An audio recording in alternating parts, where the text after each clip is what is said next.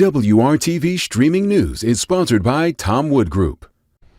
I'm Nicole Griffin bringing you the latest WRTV headlines. Two Central Indiana students were taken into custody Thursday morning after bringing guns to school. At Frankfort High School, police located an unloaded handgun on a 17-year-old student after a fight in the restroom.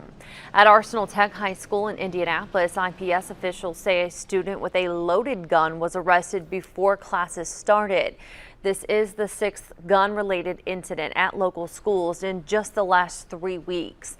The Indiana School Resource Officers Association says this is the most the state has recently seen in the beginning of a school year. This is extremely concerning. I've worked in the field of school-based policing for 10 years, worked as a school resource officer and a police officer beyond that.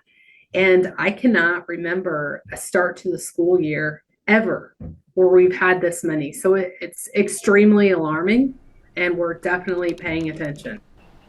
Her advice to parents: have conversations with your kids about the consequences of bringing a gun to school. Check their backpacks and be involved in their lives. Making a positive change to Indianapolis neighborhoods, that is the goal of the Department of Public Works Residential Resurfacing Program. The program started last year. City officials say so far they've identified nearly 400 sections of roads in need of work. On Thursday, the city highlighted the area of 17th and Parker Avenue where rehabilitation work was recently completed. That area now has newly paved roads and new sidewalks. That is something neighbors who live there say will help bring a good change to the community. So the kids are constantly coming down here to get to the park and whatnot.